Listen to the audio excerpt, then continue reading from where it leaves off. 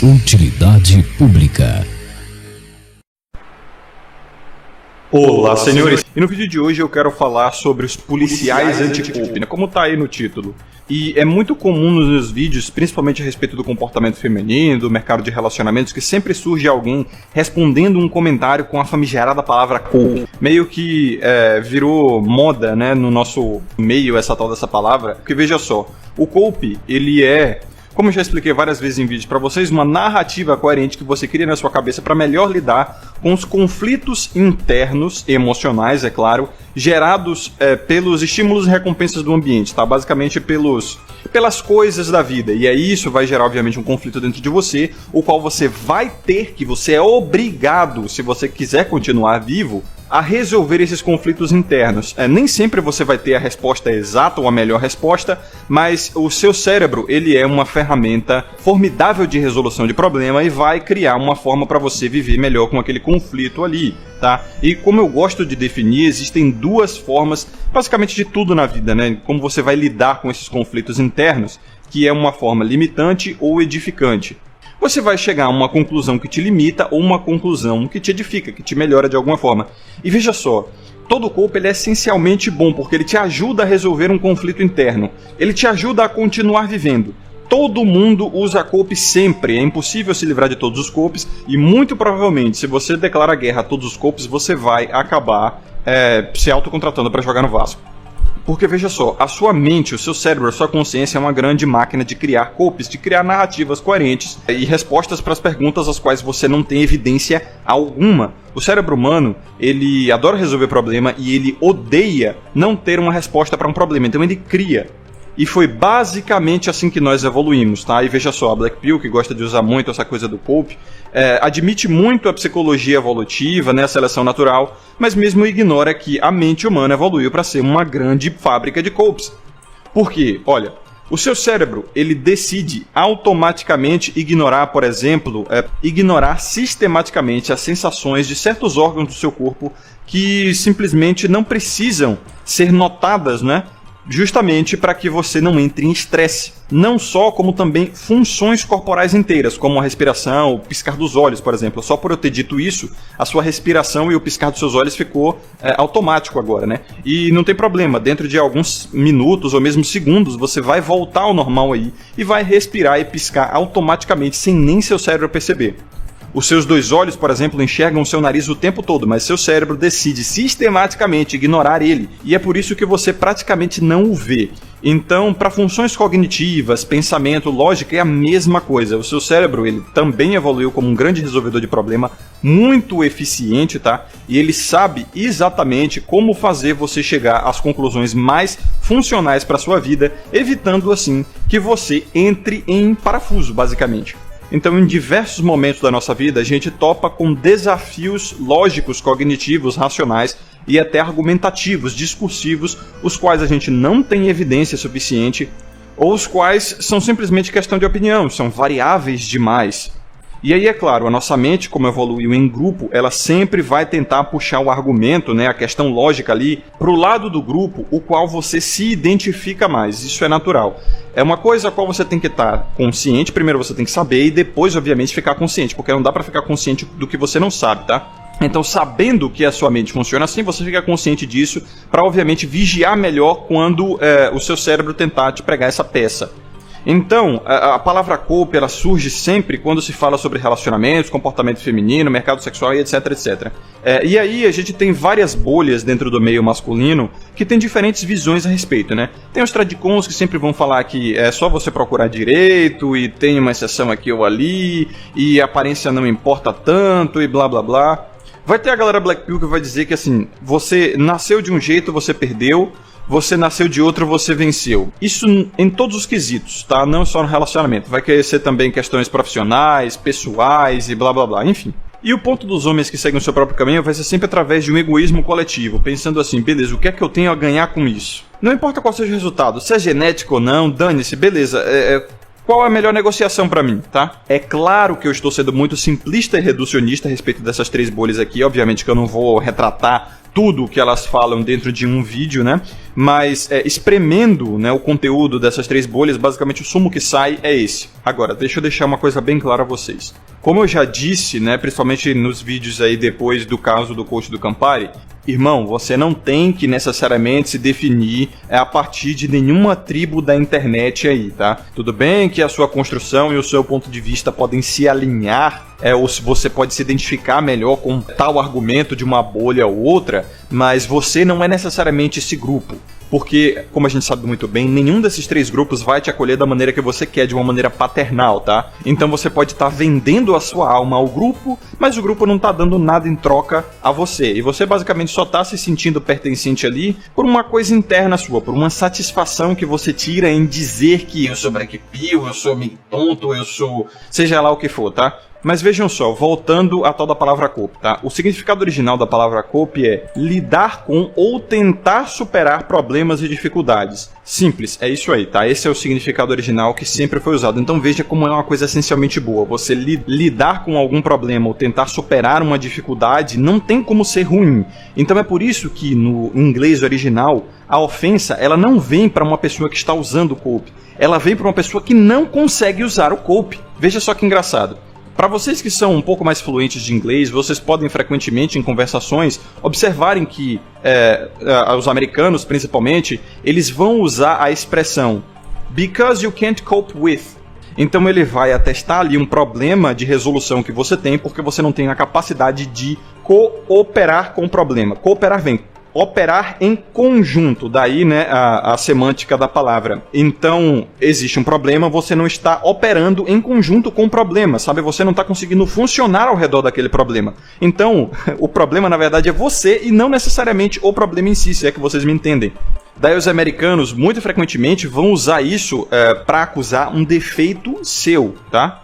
Simplesmente os problemas, eles existem, eles sempre vão existir. Agora, se você não consegue lidar com o problema, você falhou. Então esse é o real fracasso. Agora, eu estou dizendo que todos os copes são perfeitos? Não, nenhum dos copes é perfeito. Ele é uma gambiarra que seu cérebro faz para tentar lidar com o conflito. Por exemplo, tá? Vamos voltar aqui para o nicho dos relacionamentos, que é basicamente o que comove todos os homens, né? Você foi rejeitado por uma mocinha. Muito provavelmente foi porque ela não te achou bonito. Logo, você vai criar uma narrativa coerente para não deixar a sua autoestima cair demais, né? Porque na verdade foi porque você não era tão bem aparentado assim. E aí você vai dizer, não estava escrito nas estrelas, nosso santo não bateu, sei lá, não teve química, qualquer outra coisa que não tem evidência, quando na verdade é muito claro que ela não te escolheu porque você não é bonito o suficiente. E de fato, a aparência sempre foi chave na hora de selecionar o parceiro, tá? Na hora dos relacionamentos.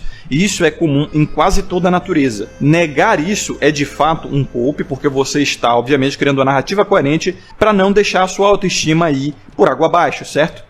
Ou seja, você está evitando uma depressão, você está evitando grandes perdas emocionais que podem levar você a uma grande crise e custar a sua vida até, né? Como acontece em muitos casos. E cara, tudo que faz você sobreviver e viver de uma maneira sustentável é essencialmente bom.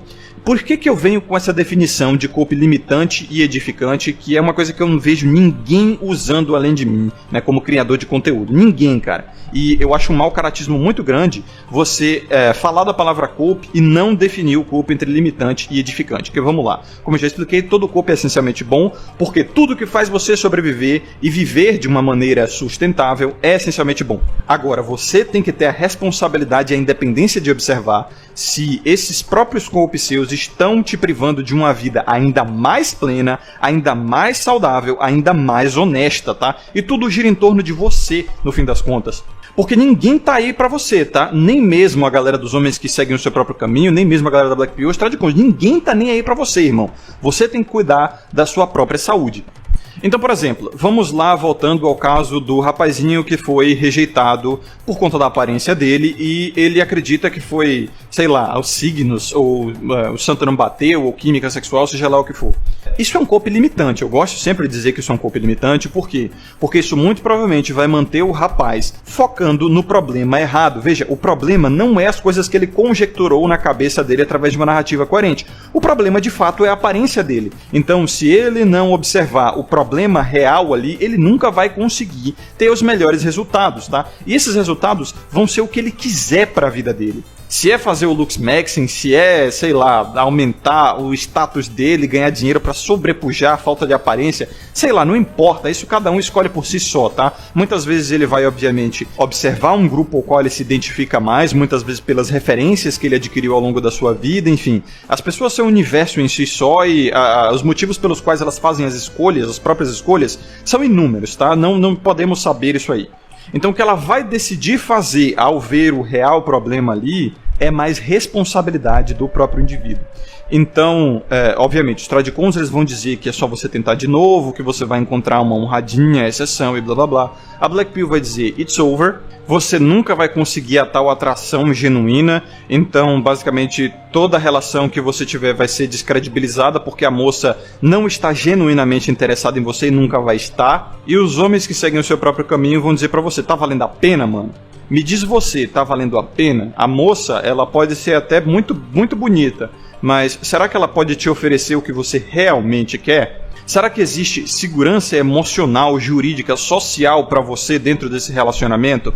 Analise os riscos, tá? E analise as, entre aspas, recompensas e veja se tá valendo a pena, mas aí é com você.